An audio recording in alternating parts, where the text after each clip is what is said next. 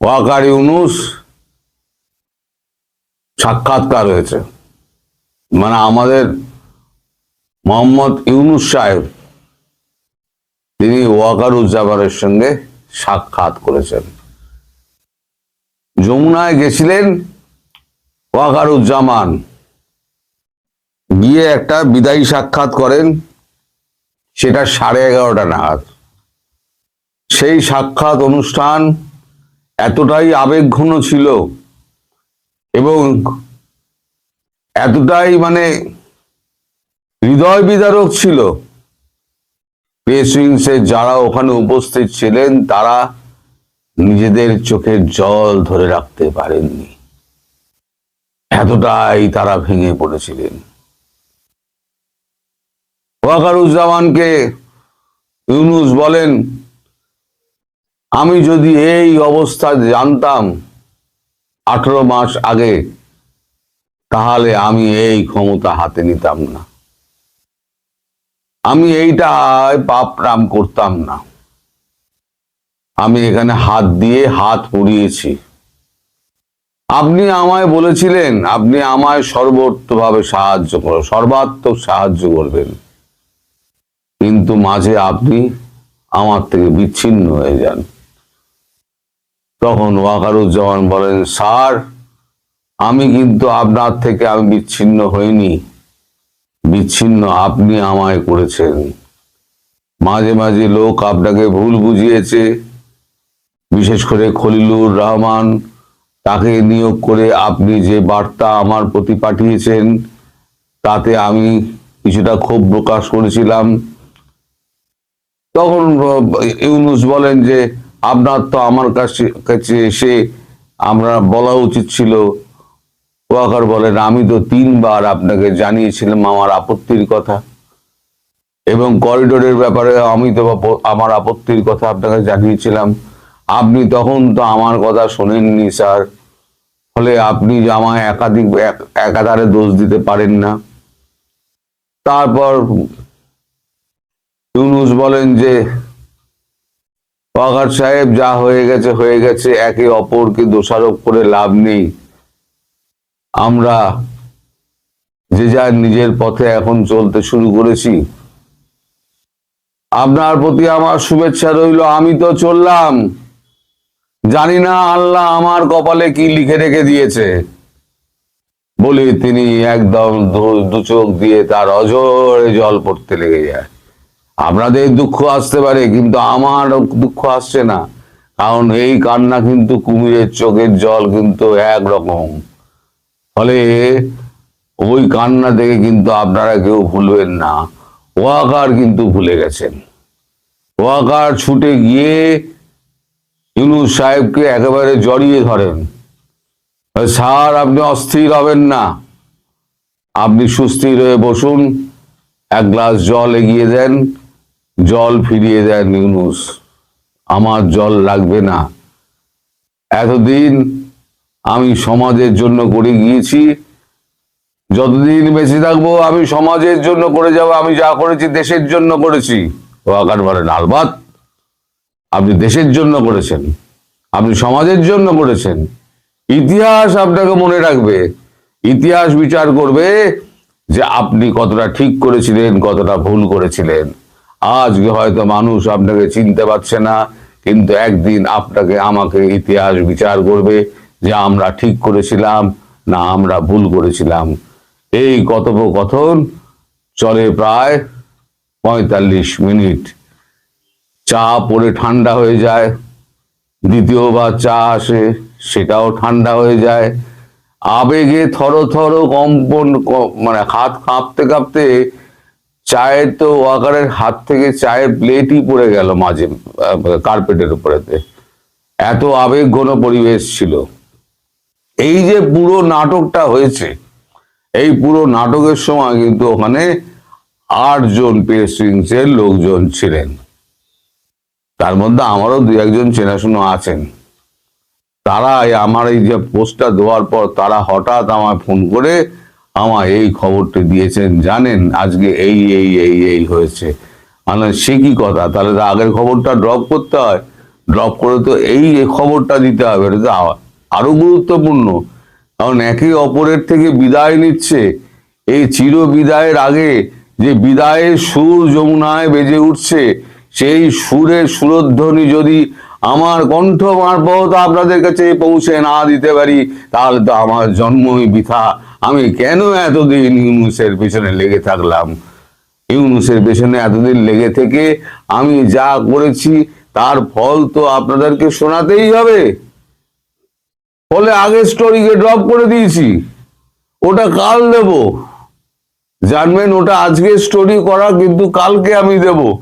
কিন্তু এই মানে কথোপকথন যদি আপনাদের সামনে তুলে না ধরতে পারি, তাহলে এই আমার 18 মাসে যে আমার যে কর্মকাণ্ড, আমার যে কষ্ট, আমার যে বকে যাওয়া, কত হাজার ঘন্টা যে আমি বকে গেছি এই ইউনূসকে তাড়ানোর জন্য, এখন এই 45 মিনিটে যদি 5 মিনিট আপনাদের শোনাতে না পারি, তাহলে তো আমার জীবনটাই বৃথা মশাই।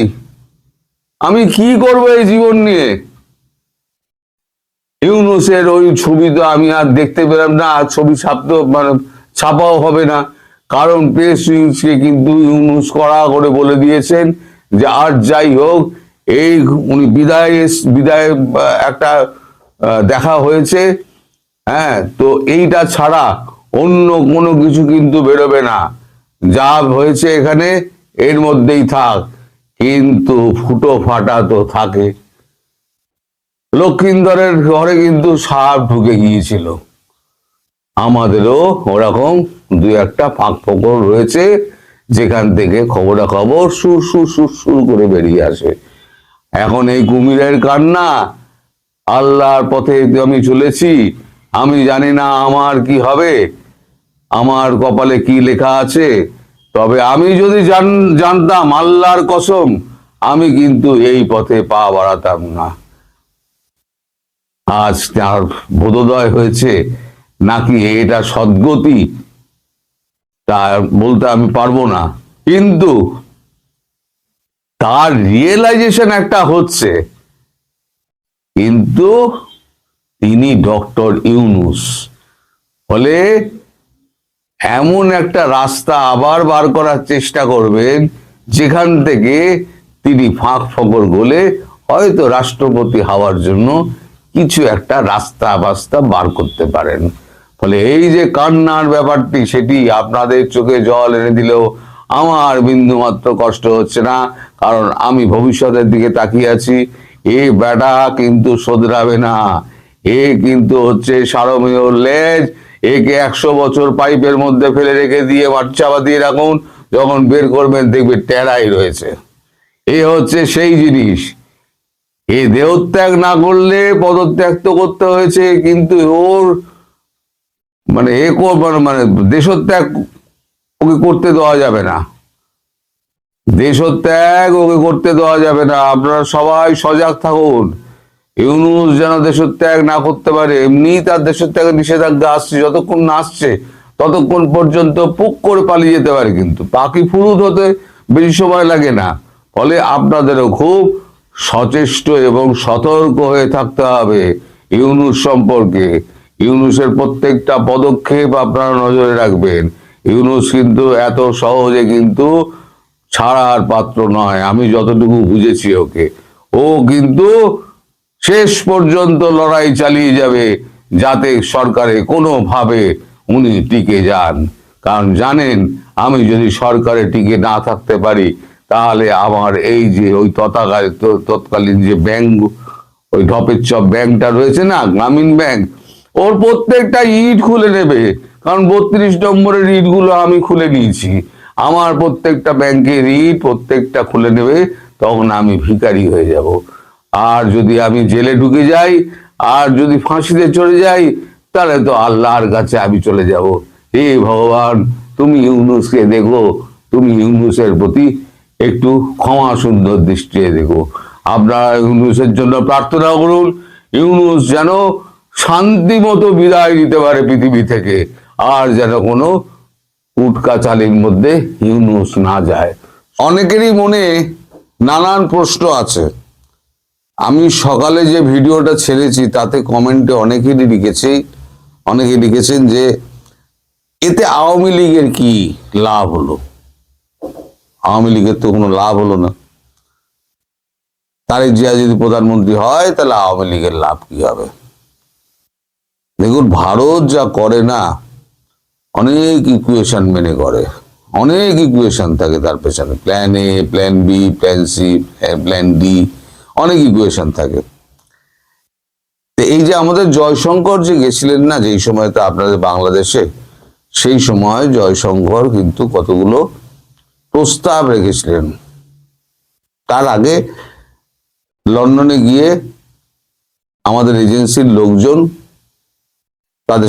তারেকের সঙ্গে বসে এই প্রস্তাবের মানে ভূমিকাটা করে আসেন, যেখানে তারেক রহমান বলেছিলেন মনে হয় যে আমার একার সিদ্ধান্ত, দেশে ফেরার ব্যাপারটা আমার একার সিদ্ধান্তের উপর নির্ভর করছে না, সেখানে ভারতের একটা গ্রিন সিগন্যালের দরকার ছিল। ভারত গ্রিন সিগন্যাল দিয়েছিল কিছু শর্তের বেসিসে, যার ভূমিকাটা রচনা হয়েছিল লন্ডনে বসে। এবার জয়শঙ্কর গিয়ে যখন ক্লোজ ডোর মিটিং যখন হলো, সেখানে তার স্ত্রী এবং তার মেয়ে ছিলেন। সেখানে ভারত যেটা বলেছে যে আপনি প্রধানমন্ত্রী হচ্ছেন, আপনাকে প্রধানমন্ত্রী করা হচ্ছে, ঠিক আছে, কিন্তু জানবেন চাবিকাঠি কিন্তু ভারতবর্ষের কাছে আছে। আপনি যদি আপনার শর্ত থেকে সরে আসেন এবং ইনক্লুসিভ নির্বাচনের ব্যাপারে যদি আপনি ঘোষণা না দেন, আর যদি আপনার এই সমস্ত যে সমস্ত আপনার দেশে ইউনুস করে বেরিয়েছে, এই শেখ হাসিনার বিরুদ্ধে এত মামলা, তারপরেতে এই যে আইসিটিতে তার দণ্ডাদেশ, তারপর এত ভুয়ো মামলা, এত আপনার সমস্ত লোকজনকে, নিরাপরাধ লোকজনকে, সে সাংবাদিক থেকে লেখক শিল্পী সমস্ত, আমি গত এতে বলেছি, আওয়ামী লীগ কর্মী, সমর্থক, নেতা, তাদেরকে সমস্ত ফলস মামলা দিয়ে ঢুকিয়ে রেখে দিয়েছে। সবার বিরুদ্ধে মামলা আপনাকে প্রত্যাহার করতে হবে, জামিন টামিন নয়, প্রত্যাহার করতে হবে। এখন চাবিকাঠিটা কি? চাবিকাঠি বলতে বাংলাদেশের জল থেকে বিদ্যুৎ, খাবার দাবার সব ভারতবর্ষের হাতে, সব ভারতবর্ষের হাতে। এই যে আমেরিকা যে চেয়েছিল জামাতকে বসাতে, ভারত লাস্টে খেলে দিল, জামাতকে সরিয়ে বিএনপিকে বসিয়ে দিল। এমনিই তো বদনাম আছে ভারতের, যে ভারত আপনাদের ইন্টারনাল পলিটিক্সে মাথা গলায়। তা বদনাম যখন আছে তখন একবার প্রকাশ্যেই করা হোক। আমি তো বলেছিলাম বদনাম যখন করছে তখন প্রকাশ্যেই করা হোক। তা প্রকাশ্যে যখন করা হলো, সেই সময়তে এখন যেটা ভারতবর্ষের চাবিকাঠি যেটা হাতে আছে, সেটা হচ্ছে এই যে ফেব্রুয়ারিতে আপনাদের গঙ্গা জলবন্টন চুক্তি আছে, সেটা কিন্তু এখন পিছিয়ে যাবে, মানে এখনই ফেব্রুয়ারিতে হবে না।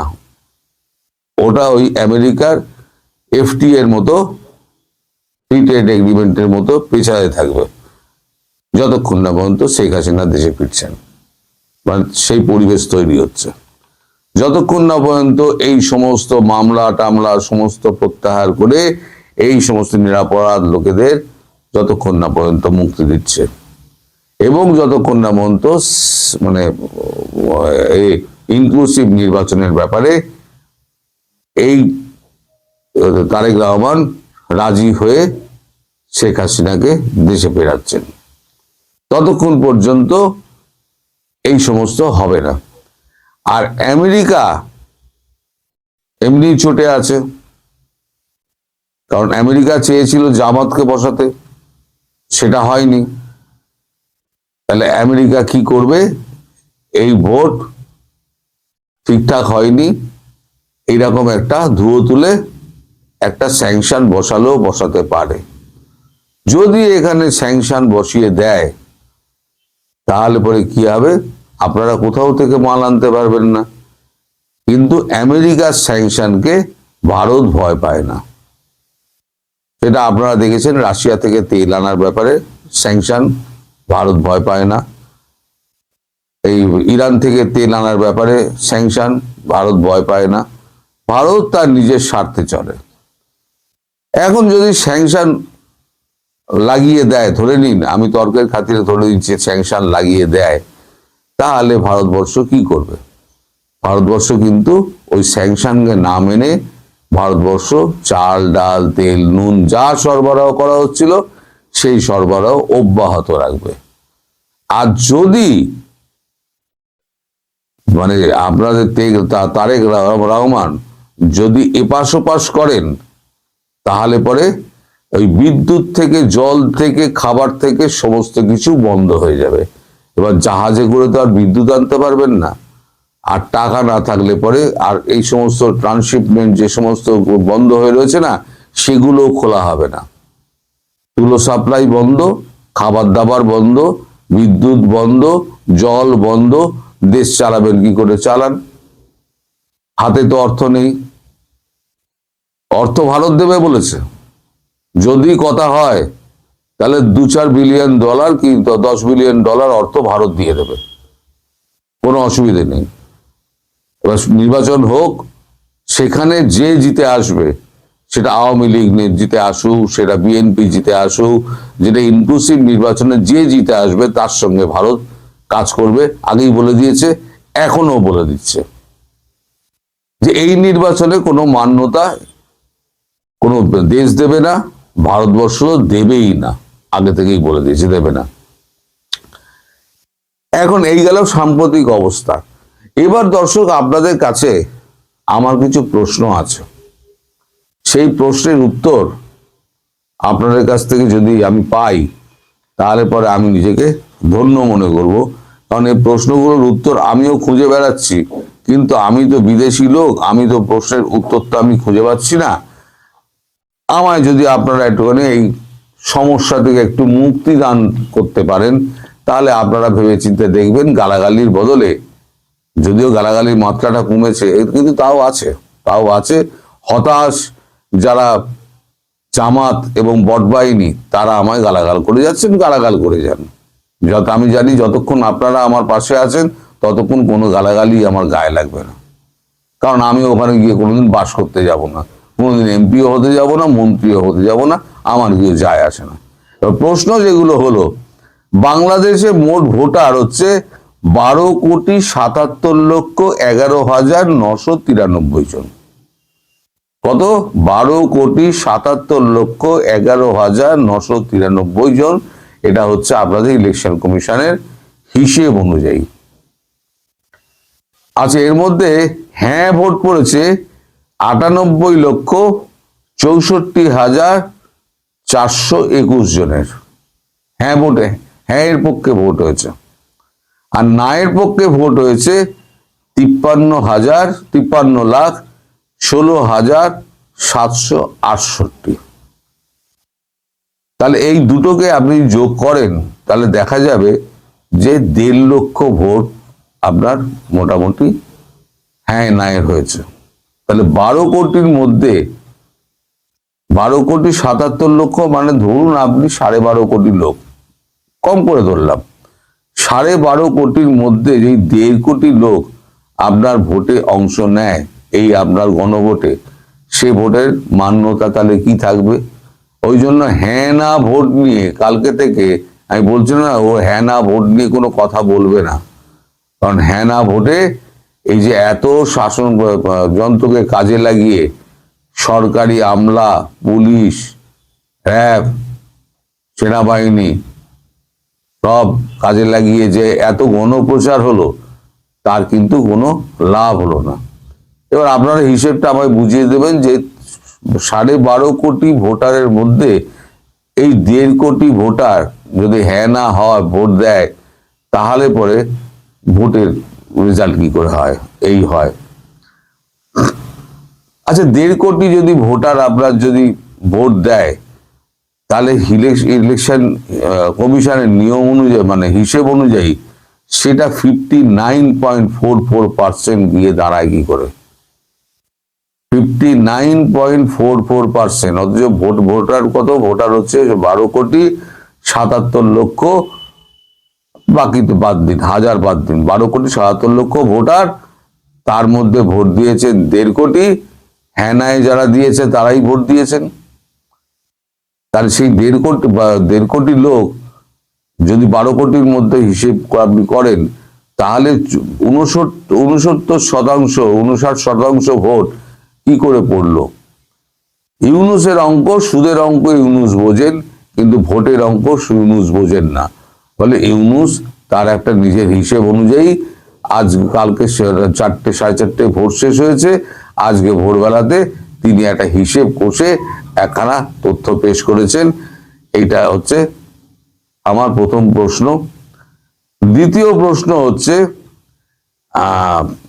5ই আগস্ট প্রচুর লোক ঢাকায় নেমেছিলেন, প্রচুর লোক, সব নাকি ঢাকাবাসী, কিছু বাইরে থেকে এসেছিলেন।